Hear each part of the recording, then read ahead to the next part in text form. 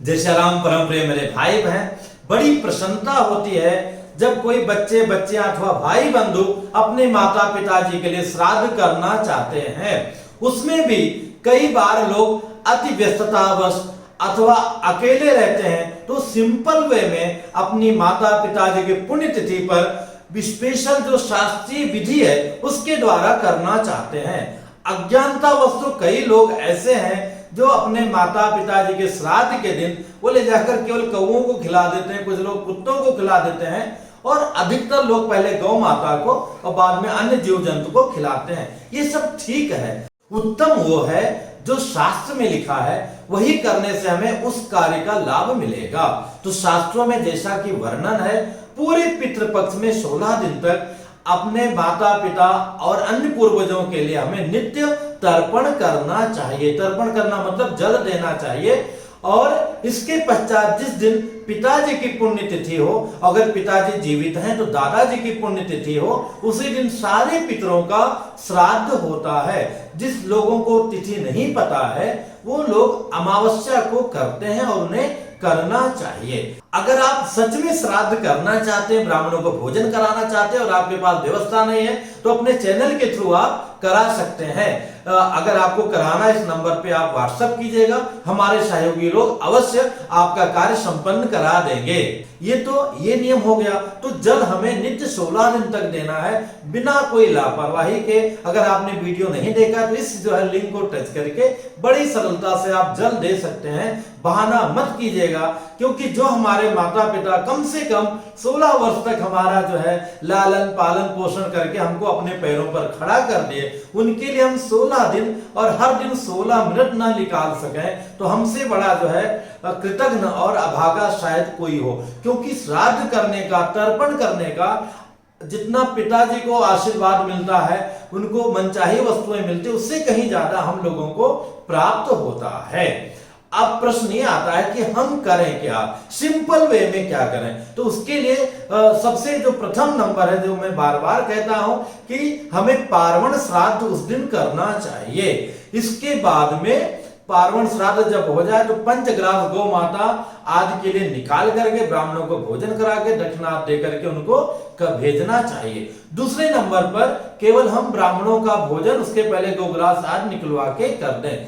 तीसरे नंबर पर आता है, जो भी उचित है और शास्त्र निहित है, कि अन्नदानात्मक सांकल्पिक श्राद्ध, कि अन्न दान कर दिए, सीधा दान, राशन दान करके हम सांकल्पिक श्राद्ध जो है बहुत कम समय में कर सकते हैं। और इसमें और भी कई लोग क्या करते हैं, जो माता पिताजी का पसंद रहा है उन चीजों को रख देते हैं। बिल्कुल रख सकते हैं, पर जो नियम है उसके अलावा और भी उसमें भी क्या रख सकते हैं। जैसे कि कई लोग जो है जय जय सिया राम, माता पिताजी की जो पसंद की मिठाइयां हैं, नमकीन है, बिस्किट है, फ्रूट्स है, ड्राई फ्रूट्स है, फल है, इत्र है, परफ्यूम है, ये सब चीजें हम रख सकते हैं और भी चीजें रख सकते हैं। पर मान लीजिए पिताजी जय जय सिया राम स्मोकिंग करते थे और गुटखा इत्यादि खाते थे, और इसके बाद में और भी बोतलानंद थे, या जो नहीं कहना चाहिए खाना चाहिए, मीट आज जो है कुछ वैसी चीजें खाते थे, मांसाहारी थे, उन चीजों को रखने से आपका सब कुछ किया हुआ नष्ट हो जाएगा। ऊपर से आप दोष के भागी भी बनेंगे। जैसे एयरपोर्ट के अंदर आप जो है गन लेकर के चले जाएं तो आपका गन भी चला जाएगा, जय जय सिया राम, और आप अलग से जेल हो जाएगा, भले ही गन खाली हो। तो ऐसे ही हर कार्य का एक नियम होता है, तो आप वो करेंगे तो ही पिताजी को मिलेगा, जिसका निषेध नहीं है, पर आप रख सकते हैं। तो जो अनिवार्य सामग्री क्या है, कि जैसे कि अन्न में जैसे प्रथम नंबर आता आटे का, आटा हो गया, इसके बाद में चावल हो गया, चावल के बाद में शर्करा मतलब चीनी हो गई, उसके बाद में घी का नंबर आता, ड्राई फ्रूट वगैरह भी रख सकते हैं। फिर मसाले का नंबर आ गया, जीरा आ गया, और ये मसाला हो गया। इसके बाद में दाल की बात आती है, तो इसमें जो है मसूर की दाल, अरहर जिसको तुअर बोलते हैं, उस सबका निषेध है। तो मूंग की दाल इसको उत्तम माना गया है, और मटर जो है ये भी उत्तम माना गया है। इसके बाद में सब्जियां हो गई, तो आलू तो पूरे विश्व में छाया हुआ है। इसके बाद में कुछ और भी हरी धनिया इत्यादि भी आप रख सकते हैं, कई प्रकार के फ्रूट्स रख सकते हैं, हरी सब्जियां रख सकते हैं। इसके साथ में दक्षिणा भी अवश्य रखना चाहिए। ये नमक है, नमक तो लोग ज्यादा रखते हैं, और घी जय जय सिया राम, लेकिन ठीक है वो भी रखना चाहिए। ये सब इकट्ठा करके हमें स्नान इत्यादि करके, और उचित तो ये होगा कि दोपहर के समय नहीं, कभी भी करो आप, करना आवश्यक है। धुले हुए वस्त्र धारण करके, टीका इत्यादि लगा करके, और आसन पर पूरब की तरफ मुख करके बैठ जाना चाहिए। आसन ऊनी होना चाहिए। ये नहीं है तो आप शॉल वगैरह रख सकते हैं, नहीं है तो जो है वही रख करके हमें बैठ जाना चाहिए। सर्वप्रथम हमें आचमन करना चाहिए, जैसा कि मैं पूरा मुख बैठा हूं। बैठ करके ओम केशवाय नमः, ओम नारायणाय नमः, ओम माधवाय नमः, हाथ धो करके हमें ये जल छोड़ देना चाहिए। इसके बाद में पवित्री धारण कर लेना चाहिए। अगर पवित्री नहीं है, अंगूठी पहने तो ठीक है, कुछ नहीं है तो भी कोई बात नहीं, तुलसी का पत्ता ही हाथ में ले लिया। और अगर है तो थोड़ा सा, जैसा कि आप देख रहे हैं, चावल हमने रख लिया हाथ में, और एक संकल्प के लिए 11 रुपया भी रख लिया, और रख लिया। इसके बाद में हाथ में जल ले लिया। अब ये जो मैं कर रहा हूं, ऐसा करने के बाद में केवल आप जल ले लेंगे, पैसा रख लेंगे तो भी चलेगा। इसके बाद में जो मैं बोलता हूं इसको सुन लीजिएगा, उसके बाद में जल छोड़ दीजिएगा। कुछ भी अलग से बोलने की जरूरत नहीं है। ऐसा है जो मैं बोल रहा हूं जो सभी लोग बोल सकते हैं, कभी भी कुछ भी चेंज करने की आवश्यकता नहीं। आप पढ़े लिखे हैं, जानकार हैं, तो फिर कोई बात ही नहीं है। इसके बाद संकल्प लेते हैं, ओम विष्णवे नमः, ओम विष्णवे नमः, ओम विष्णवे नमः, ये आप लोग बोल सकते हैं। इसके बाद में संकल्प प्रारंभ करते हैं।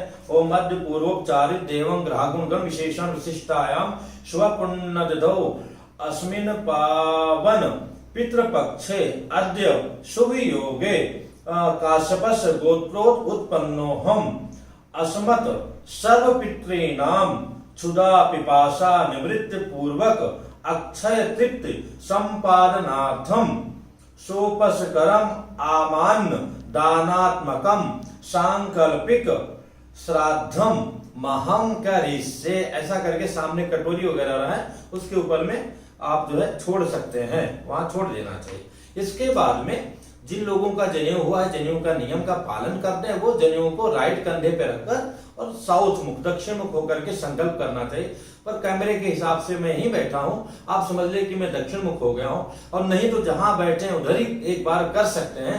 पर जब इतना करें तो मुख अपना साउथ करके, सामग्री भी साउथ में करके, और पुनः जो है हाथ में दूसरा रुपया लेकर के हाथ में चावल रख लिया, जल रख लिया। अब ये दान का संकल्प है। अब फिर से आप सुन लीजिएगा और छोड़ दीजिएगा।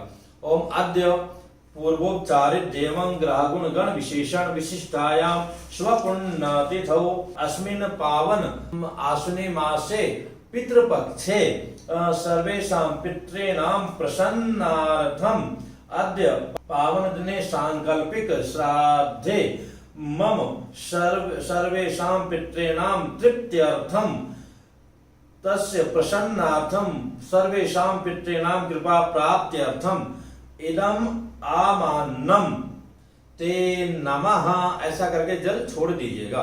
अथवा इदम आमान्नम यथा नाम गोत्राय ब्राह्मणाय दातुमहमुत्सृज्ये, ऐसा करके भी आप छोड़ सकते हैं। ये छोड़ दिया।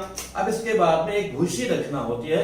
फिर से एक नोट ले लिया, जैसा सामान हो, मैं थोड़ा सा ले रहा हूं कि अद्य पूर्वोच्चारित देवं ग्रहगुण गण विशेषण विशिष्टायाम शुभ पुण्यतिथौ अस्मिन् सांकल्पिक श्राद्धे न्यूनातिरिक्त दोष परिहारार्थम इदं भूयसी दक्षिणां परिपूर्णता सिद्ध्यर्थम यथा नाम गोत्राय ब्राह्मणाय दातुमहमुत्सृज्ये, ऐसा करके जो है वो छोड़ देना चाहिए। इस प्रकार से आप सीधा दान करके सिंपल वे में अपने माता पिता आदि पूर्वजों के प्रति सर्वोत्तम कार्य करके महान पुण्य के भागी बन सकते हैं। अवश्य कीजिएगा। इससे संबंधित जो प्रश्न हो कमेंट्स कीजिएगा, बताने का प्रयत्न करूंगा। फिर मिलूंगा एक नई जानकारी के साथ में। जय सिया राम। ओम शिव शंकर बम भोले भोले, शिव शंकर बम भोले भोले, ओम शिव शंकर बम भोले भोले, ओम शिव शंकर बम भोले। योगे राम बोले,